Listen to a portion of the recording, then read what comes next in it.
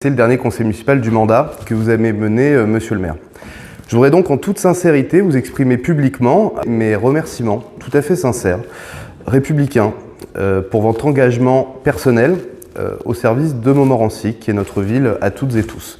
J'y associe évidemment l'ensemble des agents de la ville. Les relations ont été de qualité, avec un débat de haut niveau, je pense, entre nous, à travers effectivement deux visions, entre la droite et la gauche. Ce que nous contestons, c'est deux éléments: vos orientations politiques et votre méthode. Je ne vais pas m'étaler sur les orientations politiques, je trouve que M. Zully l'a parfaitement fait, mais pour résumer, nous considérons que vous avez fait beaucoup pour le superficiel, au détriment de l'essentiel. 108 000 euros.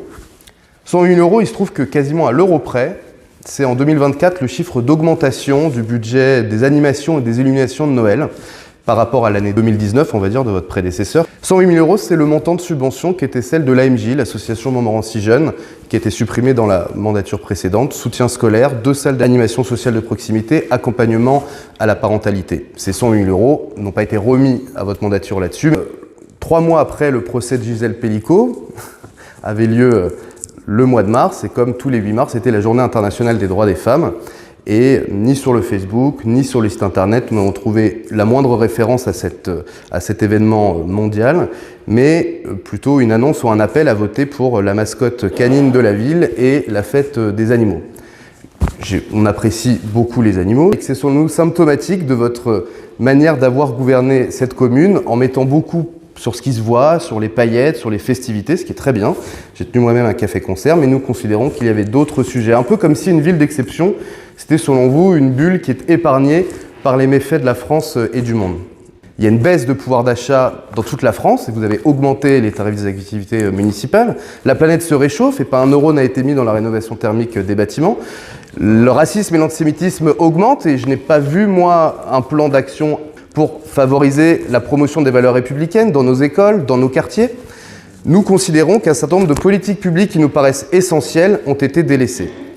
Sur la méthode, nous regrettons l'absence de concertation durant ce mandat, pas de conseil de quartier, pas de réunion publique. Nous sommes même à 6 semaines du vote et je n'ai pas vu, monsieur le maire, dans votre campagne, la moindre annonce d'atelier ou de réunion de concertation pour associer les Montmorenciens à la réalisation de ce programme, dont la sortie est pourtant déjà annoncée. Nous-mêmes élus de Montmorency, nous n'avons eu aucune information sur l'école Ferry. Vous avez dit, monsieur Briançon, comme vous le savez toutes et tous, l'école Ferry a été arrêtée, mais je pense qu'un certain nombre de personnes dans le public n'avaient pas ces informations sur l'arrêt de l'école Ferry, sur les problématiques des chantiers, sur la date d'ouverture de l'école, sur l'augmentation des tarifs. Malgré plusieurs demandes, je n'ai jamais eu, j'ai dû faire moi-même les calculs, de réponse claire sur le coût exact de cette école, que j'ai estimé aujourd'hui, chiffre à l'appui, au-dessus de 17 millions d'euros, qui est le chiffre que vous dénonciez du projet pharaonique, disiez-vous, de votre prédécesseur.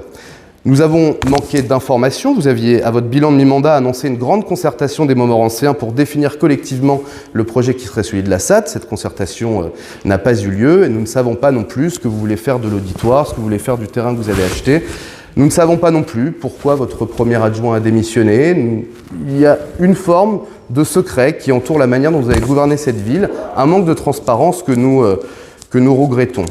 Il y a, monsieur le maire, depuis quelques années, et vous m'avez fait les yeux noirs quand j'ai osé l'évoquer à ce micro, une recrudescence presque inédite des tensions interquartiers entre Montmorency et Soisy, avec des conséquences extrêmement graves en termes de santé, en termes de justice. Je considère que cette problématique, par la prévention, par la médiation, n'a pas été prise en compte, et j'ai été taxé de polémique quand j'ai voulu l'évoquer. Je revendique le droit de contester la manière dont vous avez mené, à la fois dans l'urgence et dans la projection, l'affaire de la rue du Tri, et nous pensons qu'il y a une autre voie qui était possible. C'est pareil pour mon histoire du compte Instagram. À chaque fois, c'est pareil pour le plan du parking. Vous avez envoyé au département le plan du parking que vous voulez créer, et c'était de la polémique et de la fake news. Je regrette que quand nous avons souhaité contester des orientations politiques qui étaient les vôtres, nous avons tout simplement été traités de menteurs. Voilà, monsieur le maire, à la fois des remerciements sincères et en même temps une contestation tout aussi sincère des orientations qui ont été les vôtres et des méthodes qui étaient la vôtre. Je vous remercie de m'avoir écouté et de m'avoir laissé la parole.